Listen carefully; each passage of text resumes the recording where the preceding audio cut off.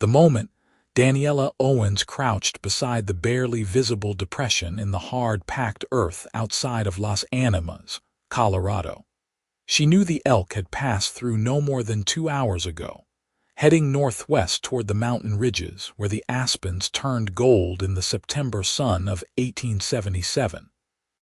She ran her fingertips along the edge of the track, feeling the slight crumble of dirt that told her everything she needed to know about weight, direction, and speed.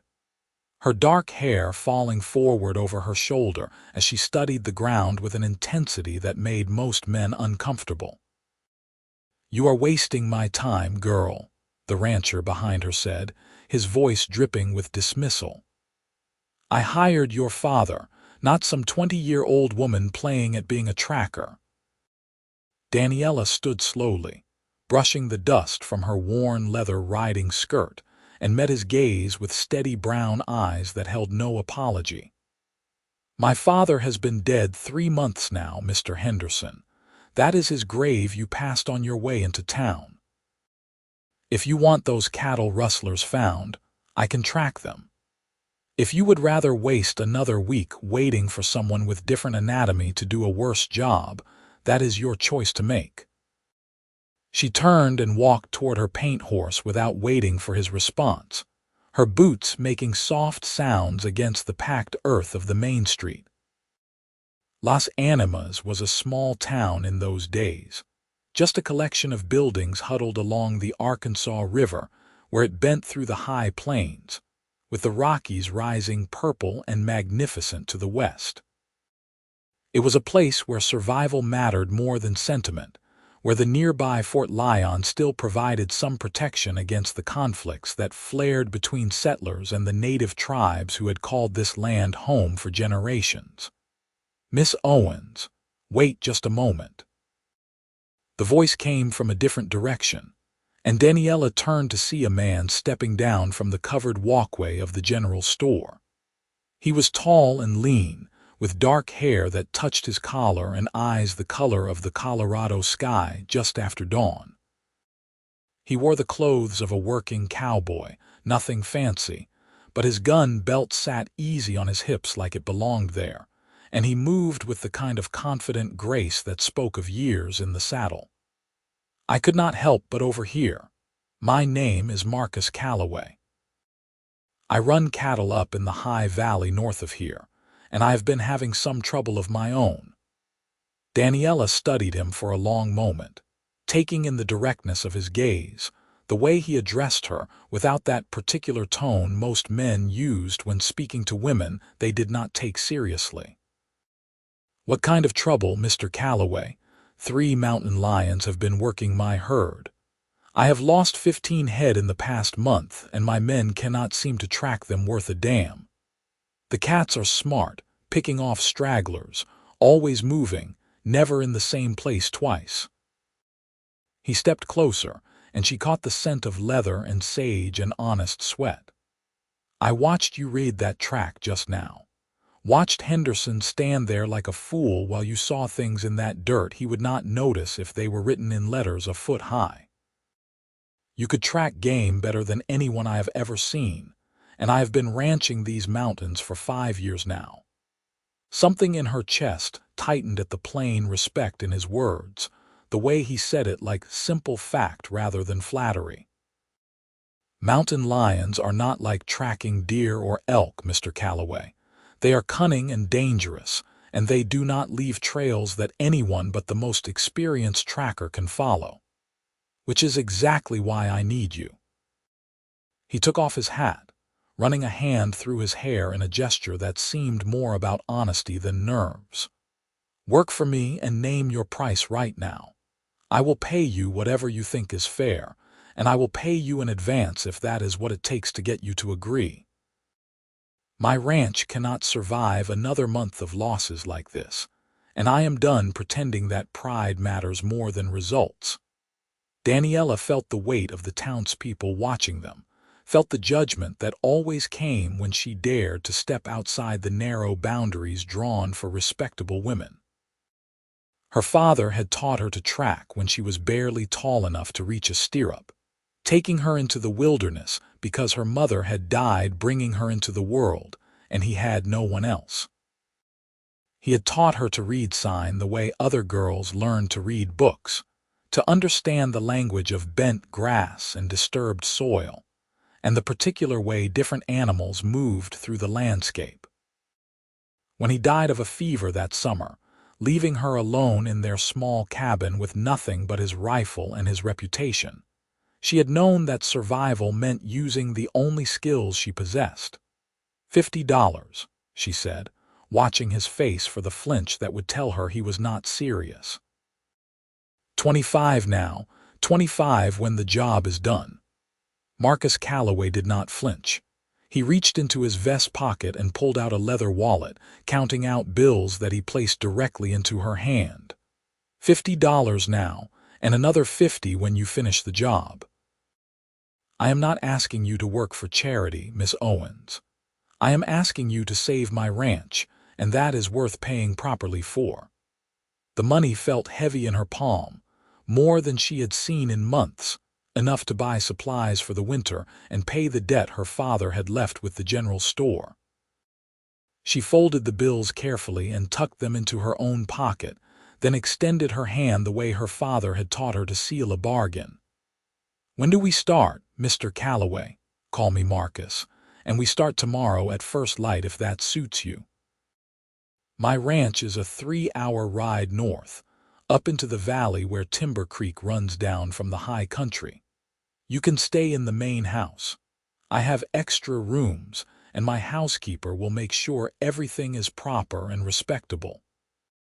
Daniella almost laughed at that, at the idea that her reputation was something that could still be protected, but she just nodded and shook his hand. His grip was firm and calloused, the hand of a man who worked his own land rather than just giving orders, and when their palms touched, she felt a spark of something she had not expected, a warmth that traveled up her arm and settled somewhere behind her ribs. She rode out to his ranch the next morning, as the sun was painting the mountains pink and gold, following the trail north along Timber Creek as it climbed through stands of ponderosa pine and Douglas fir. The valley opened up before her like something from a dream, a long stretch of grassland tucked between mountain ridges, with a ranch house and outbuildings built solid from local timber and river stone. Cattle dotted the meadows, and she could see men working in the distance, but it was Marcus who came out to meet her as she approached, leading a fresh horse already saddled and ready. I thought we would save your horse for the journey home, he said, gesturing to the sturdy bay gelding. This is Ranger. He is good in rough country and does not spook easy, which matters when you are tracking predators. They rode out into the high pastures where the attacks had been happening, and Daniella felt herself slip into the focused state that tracking required, her awareness expanding to take in every detail of the landscape. She found the first kill site within an hour, reading the story written in torn earth and scattered bones, and the particular pattern of how the cattle had been brought down. 3 cats, just as Marcus had said, working together in a way that was unusual but not unheard of when prey was plentiful and territory large enough to share. They are a family group, she said, kneeling beside the tracks she had found in a patch of soft earth near the creek. A female and 2 nearly grown cubs, probably from last year. See how this print is larger, deeper. That is the mother. These 2 are smaller, lighter. They are hunting together, teaching the young ones how to take down larger prey before they go off on their own. Marcus crouched beside her, studying the tracks with genuine interest. Can you follow them from here? I can try. Mountain lions are careful about their trails, but nothing moves through the world without leaving some trace behind. She stood and began to work her way up the slope, following signs that would have been invisible to most people. A tuft of tawny fur caught on a branch, a stone disturbed from its resting place, the faint scratch marks where claws had gripped for purchase on a steep section of rock. They tracked through the afternoon, moving higher into the mountains where the air grew thin and cold, and Daniella found herself intensely aware of Marcus riding behind her, his presence somehow both comforting and unsettling. He did not question her decisions or suggest alternate routes the way most men would have done. He simply followed, trusting her skill, and that trust felt more intimate than any compliment could have been. As the sun began to sink toward the western peaks, painting the sky in shades of orange and crimson, they found the den. It was tucked into a rocky outcropping halfway up a mountain face, protected by boulders and with a clear view of the approaches. Daniella held up her hand for silence, then pointed, and Marcus moved up beside her to see what she had found. "What do we do now?" he asked quietly. Daniella considered the question, thinking about the lions and their need to survive, thinking about the cattle and Marcus's need to protect his livelihood. "We do not kill them unless we have no other choice. Mountain lions were here long before the cattle came, and they are just doing what their nature tells them to do. But we can make them choose to hunt somewhere else." Over the next 3 days, they worked together to make the valley less appealing to the lion family. They moved the cattle to different pastures, closer to the ranch buildings where human activity would make the lions nervous. They set up noise-makers and spread scent markers that made the boundaries clear. Daniella showed Marcus how to read the signs of lion presence, how to spot the scrapes and tracks that indicated hunting territory. And in return, he taught her about ranching, about the economics of running cattle in this harsh country, and the delicate balance between making a living and respecting the wildness that made the land worth living on. They talked while they rode, long conversations that ranged from practical matters to dreams and memories, and the kinds of truths that people usually kept hidden. Marcus told her about growing up in Missouri, about coming west after the war to find something clean and new, about building his ranch with his own hands and the loneliness of it, despite the beauty. Daniella told him about her father, about learning to track as a child, about the way most people looked at her like she was either a curiosity or a scandal, and how she had learned to stop caring what they thought. "I do not think you are either of those things," Marcus said one evening as they sat by their campfire, the stars wheeling overhead in their ancient patterns. "I think you are someone who knows exactly who she is and refuses to apologize for it. That is rare, Daniella. That is worth more than most people realize." She looked at him across the flames, seeing the honesty in his face, and felt something inside her begin to shift and open like a flower turning toward the sun. "Why did you really hire me, Marcus? You could have kept trying with your own men, could have waited for someone else to come through town. Because I watched you stand up to Henderson, watched you refuse to be dismissed or diminished, and I thought to myself that I wanted that kind of strength on my side." He poked at the fire with a stick, sending sparks spiraling up into the darkness. "And because when you looked at that track, your whole face changed. You became completely present, completely alive, and I have not seen that kind of passion in another person for a very long time. It made me want to know you better." The words hung in the air between them, heavy with meaning, and Daniella felt her heart begin to beat faster. She had never let herself think about love or marriage or any of the things that other women her age took for granted. She had been too busy surviving, too focused on proving that she could make her way in a world that did not want to make room for her. But sitting there with Marcus, with the mountain night wrapped around them and the honest warmth in his eyes, she let herself imagine what it might be like to have a partner instead of just struggling alone. "I am not good at being what people expect," she said quietly. "I cannot cook fancy meals or do needlework or any of those things that ranchers' wives are supposed to know. All I know is tracking and hunting and how to survive in the wilderness." Marcus set down his stick and looked at her directly. "I am not asking you to be something you are not, Daniella. I am just telling you that I see who you are, and I like what I see very much." They did not touch that night, did not do anything that would compromise the careful propriety they had maintained. But something had been said that could not be unsaid, and Daniella lay awake in her bedroll staring at the stars and thinking about possibilities she had never let herself consider before. On the 5th day, they saw the lions moving out, heading west toward wilder country where the mountains rose higher, and the hunting would be easier without the constant presence of humans. Daniella tracked them for several miles to make sure they were truly leaving, and when she was satisfied, she and Marcus rode back down to the Valley Ranch in the golden light of late afternoon.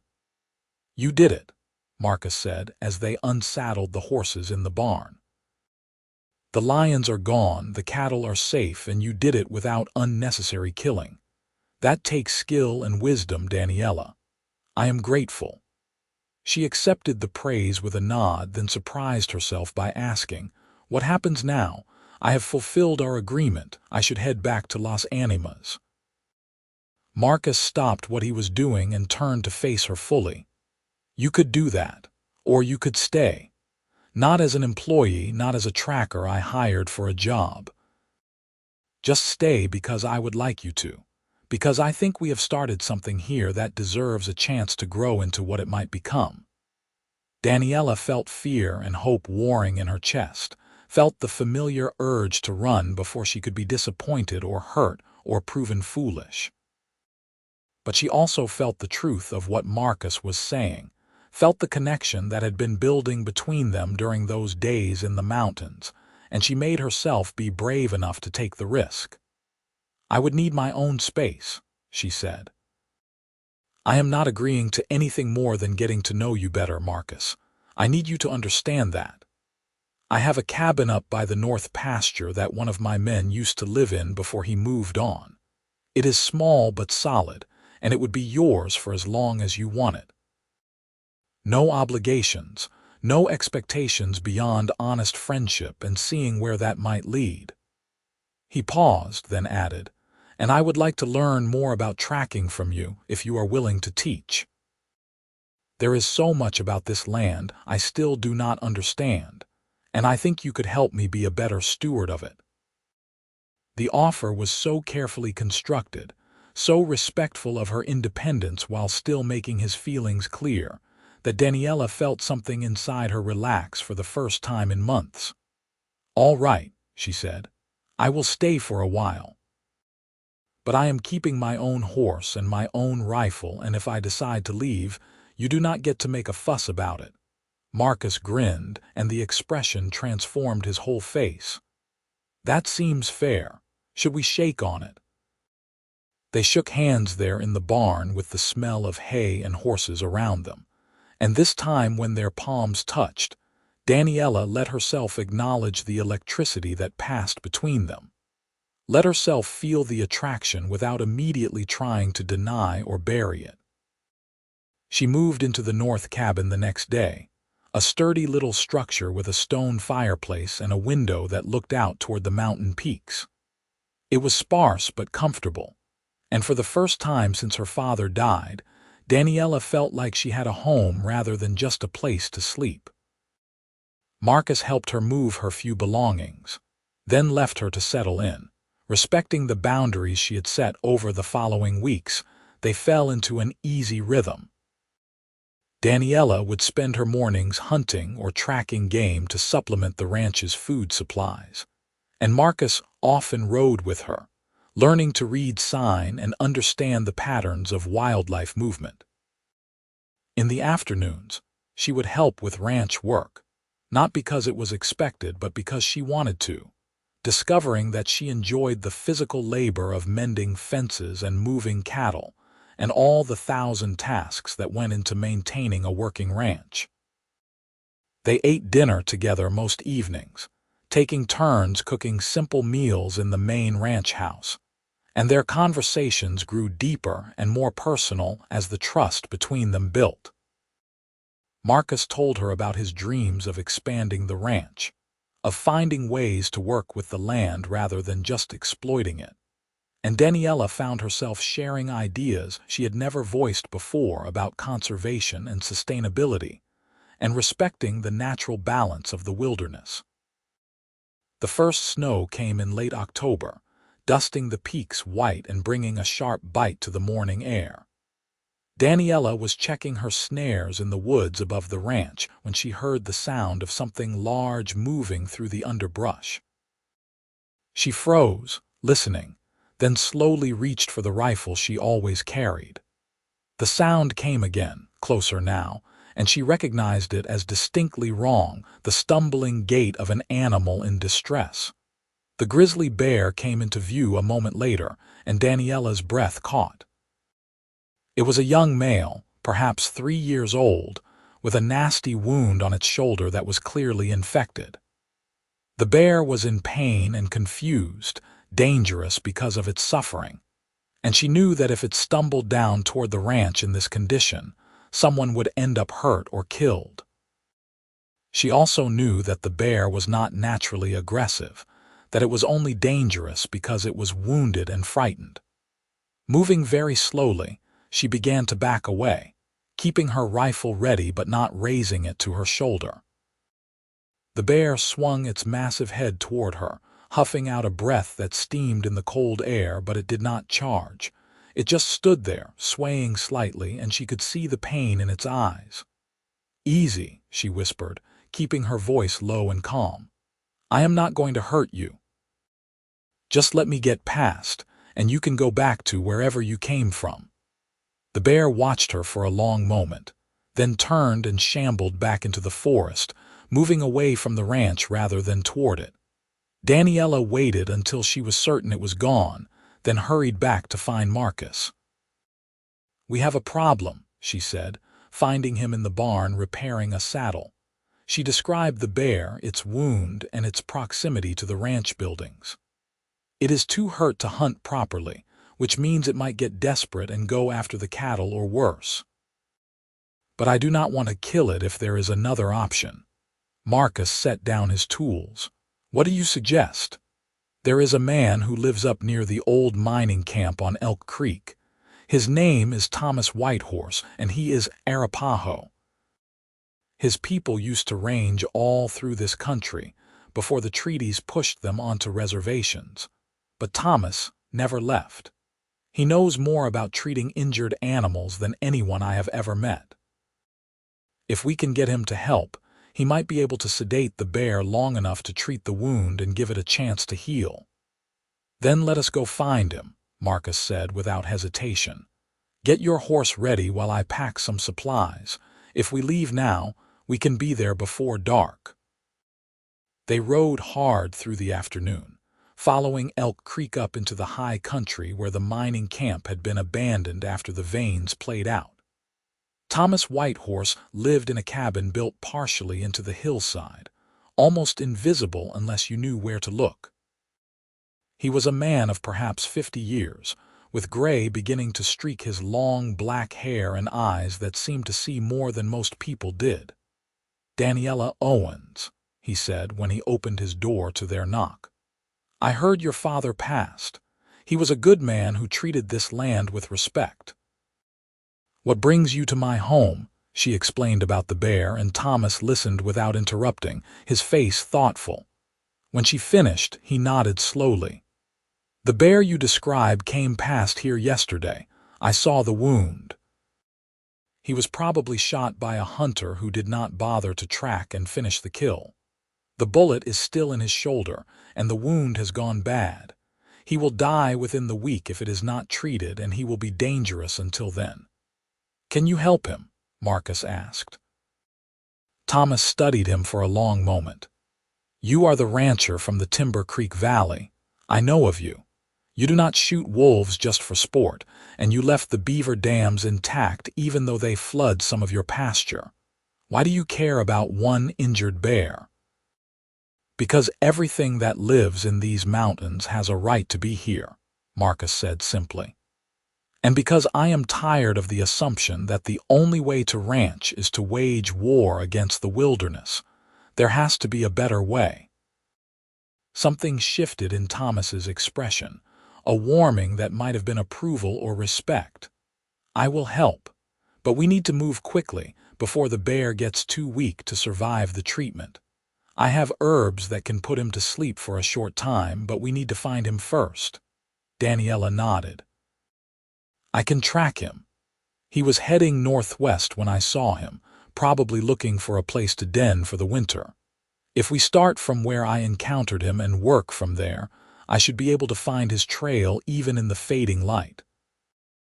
They rode back through the gathering dusk, and Daniella worked by instinct and memory, following the broken branches and disturbed ground that marked the bear's passage. It was full dark by the time she found the shallow cave where the bear had taken refuge, and Thomas prepared his mixture of herbs while Marcus built up a fire to provide light for the work ahead.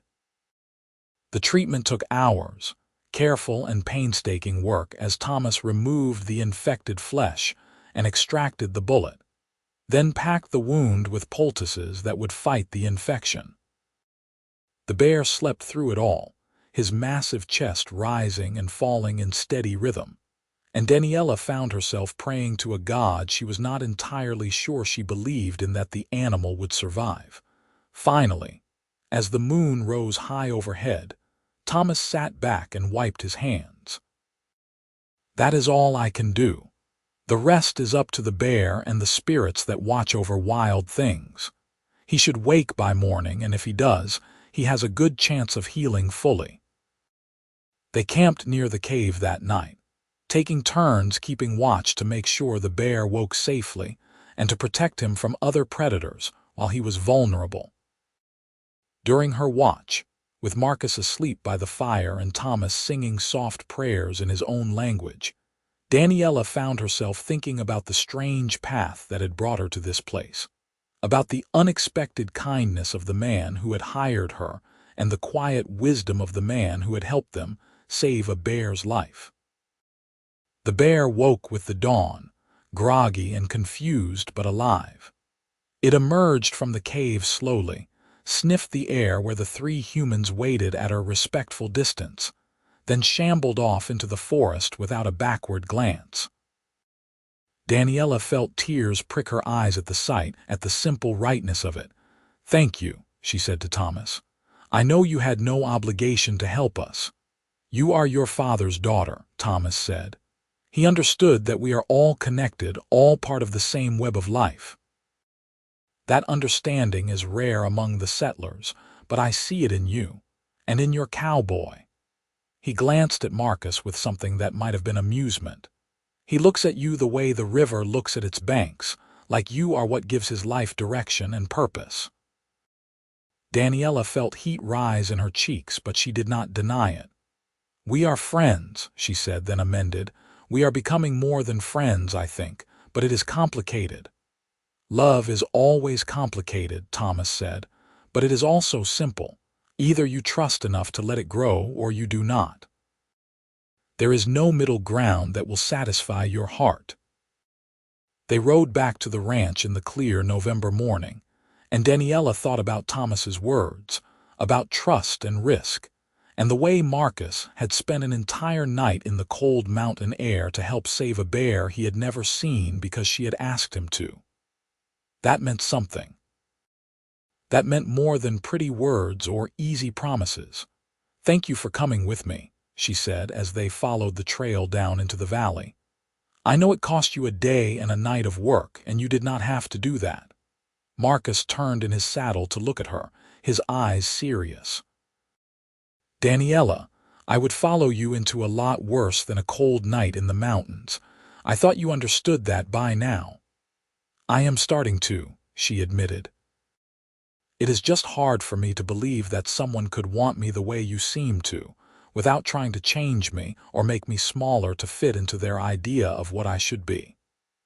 Then let me say it plain, because I am tired of dancing around it. He reined his horse to a stop, and she did the same, the two of them sitting there on the mountain trail with the whole valley spread out below them. "I am in love with you, Daniella Owens. I love your strength and your skill and the way you see the world with such clear eyes. I love how you care about a wounded bear, and how you refuse to let Henderson dismiss you, and how you track game better than anyone I have ever known. I am not asking you to change a single thing about yourself. I am just asking if you might consider letting me be part of your life in a permanent way." Her heart was hammering so hard she thought he must be able to hear it. "What kind of permanent way?" "The kind where we build a life together. The kind where you teach me everything you know about this land, and I teach you everything I know about ranching, and we figure out the rest as we go. The kind where I wake up next to you every morning and fall asleep next to you every night, and we face whatever comes together instead of alone." He paused, then said with simple honesty, "I want to marry you, Daniella. I want you to be my wife and my partner and the person I choose above all others for the rest of my days." She sat there on her horse, feeling the weight of his words settle over her like a warm blanket, and realized that Thomas had been right. There was no middle ground that would satisfy her heart. She either had to trust Marcus with the truth of her feelings, or she had to spend the rest of her life wondering what might have been. "I love you too," she said, and the words felt like jumping off a cliff, terrifying and exhilarating all at once. "I think I started falling in love with you when you said you would pay me whatever I thought was fair, like my skill actually mattered. And I kept falling every day since, watching the way you treat your animals and your land and me with the same steady respect. Yes, Marcus, I will marry you." He swung down from his horse in one fluid motion and came to her, reaching up to help her down so that they were standing together on the trail. Then he cupped her face in his hands and kissed her, gentle at first and then deeper, and Daniella felt the last of her defenses crumble away. She kissed him back with all the passion she had been holding in check, tasting the promise of the future on his lips.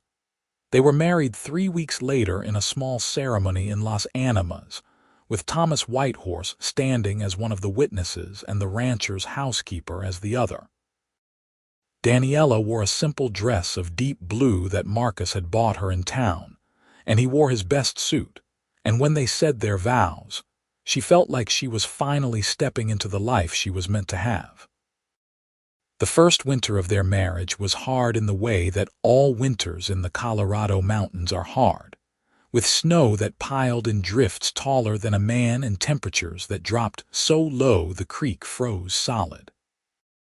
But inside the main ranch house, with a fire crackling in the hearth and Marcus's arms around her at night, Daniella had never felt warmer or safer or more completely at home.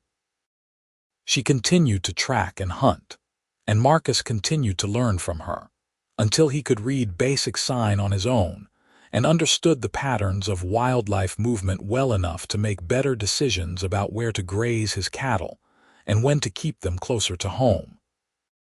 She learned about ranching from him, about breeding cattle for the harsh mountain climate and managing resources through the lean times. And together, they began to transform the ranch into something new, a place where human needs and wild nature existed in closer balance. In the spring, Thomas Whitehorse came down from his mountain cabin and stayed with them for 2 weeks, teaching both Marcus and Daniella about the medicinal plants that grew in the high meadows and the old ways of reading weather and season. They formed an unlikely friendship, the three of them, bound together by shared respect for the land, and a vision of how the West might be settled without destroying everything that made it worth settling. The summer brought more work than Daniella had ever imagined, from dawn until well past dusk most days, but it was satisfying work that left her tired in a good way.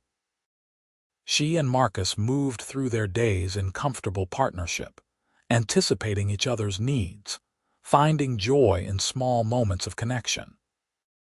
They would stop in the middle of a task just to kiss, sudden and sweet, or they would lie in bed at night talking about their dreams for the future, about the children they hoped to have, and the ranch they hoped to build.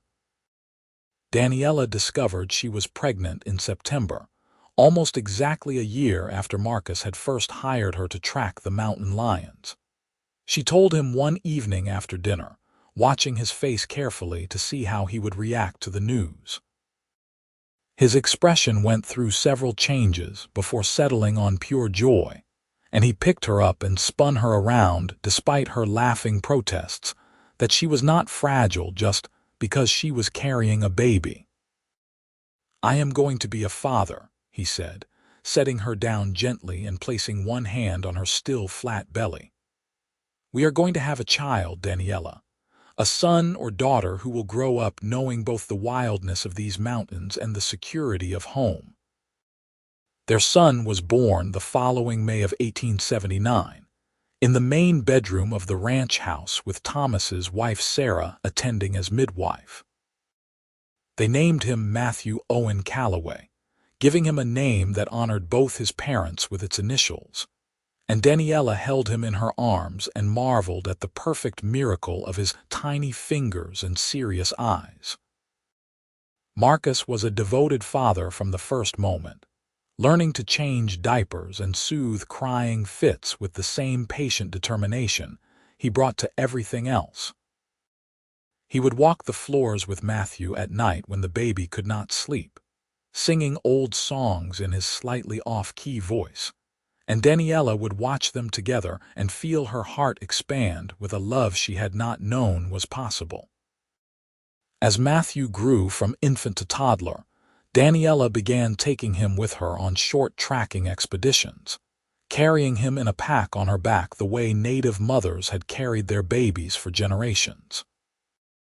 She would point out tracks and teach him the names of plants and animals, even though he was too young to understand, wanting him to grow up immersed in the natural world the way she had. The ranch prospered under their joint management. Word spread about Marcus Calloway's methods, about how he ran cattle without declaring war on predators, about the tracker wife who could find lost stock or injured animals with uncanny accuracy. Other ranchers began to consult with them, and Daniella found herself teaching tracking skills to cowboys who had previously dismissed her as a novelty. When Matthew was 3 years old, Daniella became pregnant again, and their daughter arrived in the cold of January 1883. They named her Diana Rose Calloway, and she came into the world with her mother's dark hair and her father's blue eyes, and a fierce determination that showed itself from her earliest days. The years that followed were full and rich, marked by the changing seasons and the rhythms of ranch life. Matthew grew tall and serious, with his father's steady temperament and his mother's gift for reading the land. Diana was wild and fearless, always climbing things she should not climb and bringing home injured animals for her mother to heal. They fought and played and learned together, growing up with the mountains as their playground and their parents' love as their foundation. Marcus and Daniella aged together gracefully, their partnership deepening with time into something unshakable. They still took long rides into the high country, just the two of them, tracking game or checking on the distant pastures, or simply spending time alone together away from the demands of ranch and family. On those rides, they would sometimes stop and make love in mountain meadows, finding joy in each other with the same passion they had felt as newlyweds. There were hard times too, seasons when the calves died or the weather turned brutal or illness swept through the valley. They buried friends and faced setbacks and made mistakes that cost them time and money. But they faced everything together, drawing strength from each other and from the life they had built. Thomas Whitehorse became a regular presence at the ranch, teaching the children about native medicine and traditions, helping Marcus and Daniella refine their approach to land management.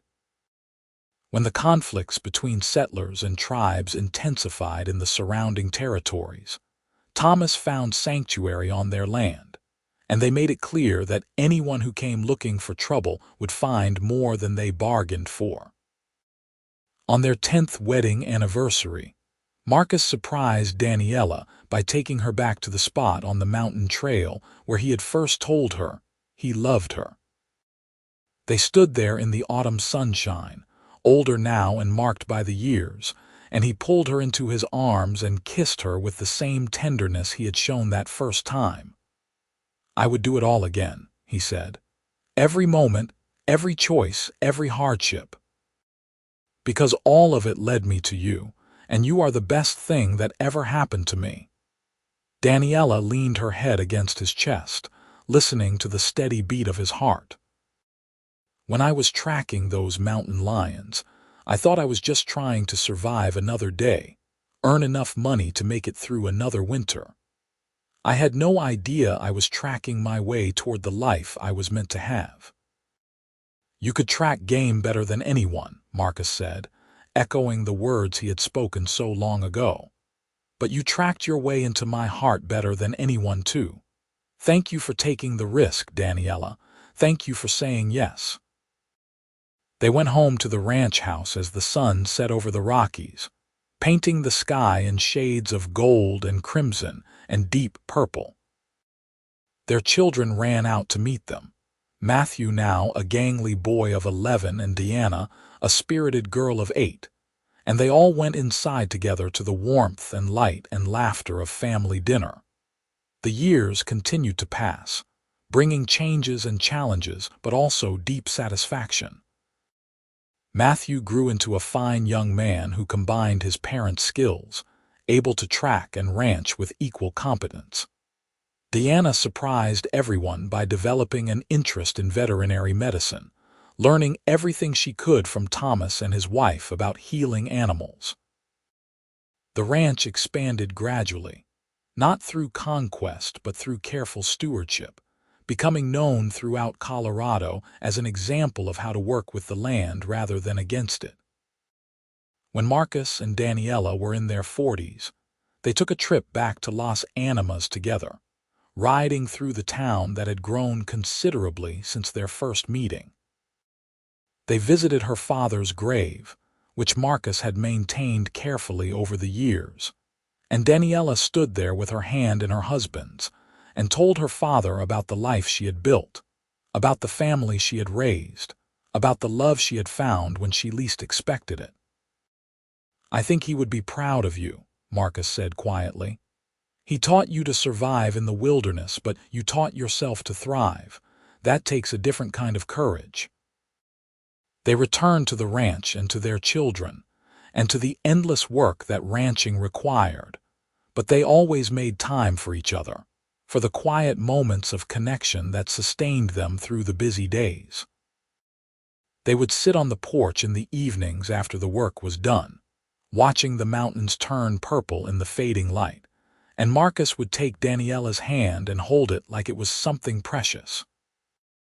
As they grew older, they began to step back from the day-to-day running of the ranch, letting Matthew take on more responsibility while Deanna pursued her calling as a healer of animals. But they remained active and engaged, riding out to check on the herds or track a predator that was causing problems, still partners in every sense of the word. On a summer evening in 1895, when they had been married for 17 years, Marcus and Daniella sat on their porch watching the sunset and talking about their grandchildren. For Matthew had married the previous year and his wife was expecting their first child. The air was warm and sweet with the scent of wildflowers, and the mountains stood eternal against the darkening sky. "Do you ever regret it?" Marcus asked, his voice soft. "Giving up your independence, tying your life to mine and to this ranch?" Daniella turned to look at him, seeing the gray in his hair and the lines around his eyes and the fundamental goodness that had drawn her to him from the very beginning. I did not give up my independence, she said firmly. I chose to share it with someone who values it as much as I do. There is a difference, Marcus. A huge difference. He smiled and pulled her closer, and they sat together as the stars began to appear overhead, the same stars that had witnessed their first confession of love on that mountain trail so many years before. They had built something real and lasting, something that would endure long after they were gone, carried forward by their children and their children's children. Their grandson was born in the spring of 1896, a healthy boy with his grandmother's dark hair and his grandfather's steady gaze. They named him Daniel Marcus, and when Daniella held him for the first time, she felt the circle complete, felt the continuation of everything she and Marcus had created together. The ranch continued to thrive and grow, becoming a legacy that would last for generations. Other ranchers gradually began to adopt their methods, learning that cooperation with nature was more sustainable than constant conflict. The wildlife in their valley flourished because of the protected spaces they had maintained, and the cattle prospered because they were managed with wisdom and foresight. Marcus and Daniella grew old together gracefully, still riding out into the high country even as their bodies grew stiffer and their pace slowed. They still tracked game together, still made love in the quiet privacy of their bedroom, still talked for hours about everything and nothing. The passion that had first drawn them together mellowed into something even deeper, a love that was woven into every aspect of their lives. When they were in their 60s, sitting together on a spring morning and watching Deanna work with a young horse in the corral, Marcus turned to Daniella and said, "I want you to know that loving you has been the great adventure of my life.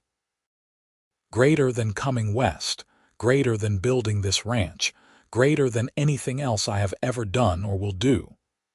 Daniella felt tears prick her eyes, the good kind of tears that come from being truly seen and valued. "You gave me a home when I thought I would spend my life alone," she said. "You gave me children and partnership and a reason to believe in tomorrow. I love you, Marcus Calloway. I have loved you since that day you told me to work for you and name my price, because you were the first person who saw my worth without trying to diminish it." They lived well into their old age, surrounded by children and grandchildren, and the land they had tended so carefully for so many years. They remained partners until the very end, still holding hands and sharing kisses and finding joy in each other's company, even when their bodies grew frail and their steps grew slow. The ranch became a landmark in southern Colorado, known for its sustainable practices and its respect for the wildness that surrounded it. The tracking skills that Daniella had learned from her father were passed down through the generations, preserved and honored as the valuable knowledge they were. The balance between human needs and natural systems that she and Marcus had worked so hard to achieve became a model for others to follow. In their final years, sitting together on the porch they had shared for so many decades, Marcus and Daniella would sometimes talk about that first meeting in Las Animas, about the mountain lions that had brought them together, and the bear they had saved, and all the moments of choice that had led them to this particular life. They had taken risks and trusted each other and built something beautiful from the raw materials of skill and respect and love. "If I had it to do over again," Daniella said one evening, her voice soft with age but still strong with conviction, "I would not change a single thing. Every moment led me here to you, to this life we made together. That is worth more than I could ever say." Marcus squeezed her hand, his grip still firm despite the years. "Then we did it right, my love. We took our chances and we built our dreams and we loved each other through it all. That is the best any two people can hope for." They sat together as the sun set over the mountains they had called home for more than 4 decades, their lives entwined so completely that it was impossible to say where one ended and the other began. They had been partners in every sense of the word, building a legacy that would endure long after they were gone. A testament to what was possible when two people chose to face the world together with courage and love and unshakable faith in each other. The Wild West that had been their home was changing, growing tamer and more settled with each passing year, but the wilderness they had protected on their land remained intact, a sanctuary for the wild things that had been there first. Their children and grandchildren continued their work, carrying forward the values and the vision that Marcus and Daniella had instilled in them from birth. And when the time came for them to leave this world, they left it together as they had lived in it, hand in hand and heart to heart, having created something beautiful and lasting from the courage it took to trust in love. Their story became legend in the valley, told and retold around winter fires, the tale of the tracker who could read the land better than anyone and the cowboy who had been wise enough to recognize her worth, and how together they had built a life that honored both the wildness of the mountains and the strength of human connection. It was a love story worthy of the vast landscape that had witnessed it, full of passion and respect, and the kind of partnership that transforms two individuals into something greater than either could have been alone.